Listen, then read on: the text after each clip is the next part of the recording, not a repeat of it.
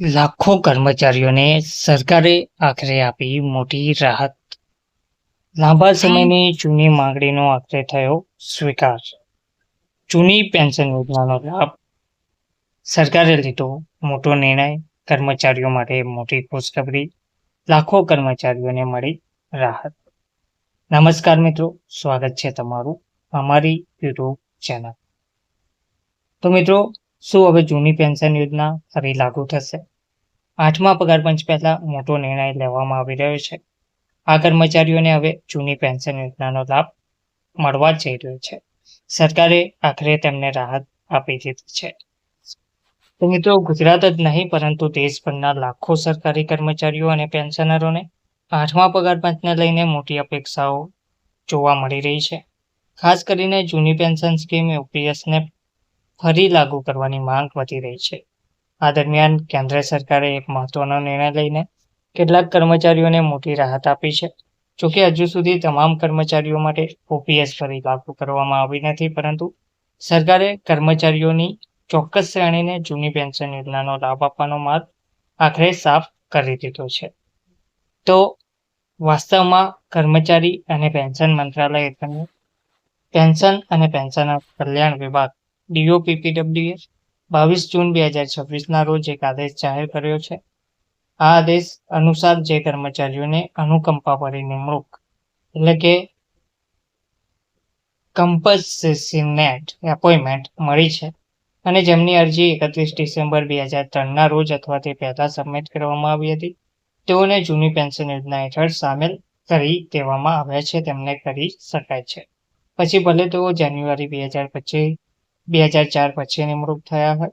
નોંધનીય છે કે કેન્દ્ર સરકારે 1 જાન્યુઆરી 2004થી નવી પેન્શન સિસ્ટમ એનપીએસ લાગુ કરી હતી.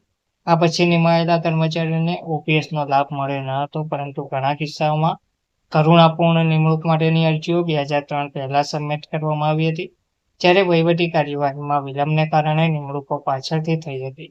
આવા કર્મચારીઓને ઓપીએસનો લાભ મળશે કે કેમ તે અંગે લાંબા સમયથી મૂંઝવણ જોવા મળી રહી હશે. તો અરજીની તારીખને આધાર ગણવામાં આવશે. સરકારના નવા આદેશ મુજબ હવે નિમણૂકની તારીખને બદલે અરજીની તારીખને આધાર ગણવામાં આવશે. આનો અર્થ એ થયો કે જો કોઈ પરિવારે 31 ડિસેમ્બર 2003 સુધીમાં કરુણાપૂર્ણ નિમણૂક માટે અરજી કરી હતી અને તે સમયે તે પાત્ર હતું, તો તેને જૂની પેન્શન યોજનાનો લાભ મળી શકે છે. આ નિર્ણયથી હજારો કર્મચારીઓ અને તેમના પરિવારોને રાહત મળી છે. સહાનુભૂતિપૂર્ણ નિમણૂક એવા પરિવારોને આપવામાં આવે છે જેમના પરિવારના સભ્યનું મૃત્યુ સેવામાં હોય અથવા તબીબી કારણોસર નિવૃત્ત થાય છે. આવા પરિવારોને આર્થિક સંકટમાંથી બચાવવા માટે સરકાર આ સુવિધા આપતી હોય છે. તો આખરે વર્ષો જૂની માંગણીની પરિપૂર્ણતા ગણવામાં આવી છે. આ નિર્ણયને all India NPS employees federation, AINPSEF સહિત અનેક કર્મચારી સંગઠનોએ આવકાર્યો છે. સંગઠનના રાષ્ટ્રીય અધ્યક્ષ ડોક્ટર મનજીતસિંહ પટેલે કર્મચારીઓની વર્ષો જૂની માંગણીની પરિપૂર્ણતા ગણાવી હતી. જોકે તેમણે સરકાર પાસે તમામ કર્મચારીઓ માટે જૂની પેન્શન યોજના ફરી લાગુ કરવાની અને નિવૃત્તિ પછી ખાતરીપૂર્વક પેન્શન આપવાની માંગનો પુનરોચ્ચાર પણ કર્યો છે. હવે કર્મચારી સંગઠનો સતત ઓપીએસ ફરી લાગુ કરવાની માંગ કરી રહ્યા છે. આ દરમિયાન 8મા પગાર પંચની બેઠકોમાં પેન્શન એક મોટો મુદ્દો રહે છે. કર્મચારી સંગઠનો સતત ઓપીએસ ફરી લાગુ કરવા, સારી પેન્શન સુરક્ષા અને નિવૃત્તિ પછી નિશ્ચિત આવકની માંગણી કરી રહ્યા છે. હાલમાં સરકારનો આ નિર્ણય મર્યાદિત વર્ગના કર્મચારીઓ માટે જ છે, પરંતુ તેનાથી પેન્શન સુધારાની ચર્ચા વધુ તેજ થવાની શક્યતા છે. હવે તમામની નજર 8મા પગાર પંચની ભલામણો પર છે, કારણ કે આવનારા સમયમાં લાખો કર્મચારીઓ અને પેન્શનરોના ભવિષ્યને લઈને મોટા નિર્ણયો લેવામાં આવી શકે છે. ધન્યવાદ.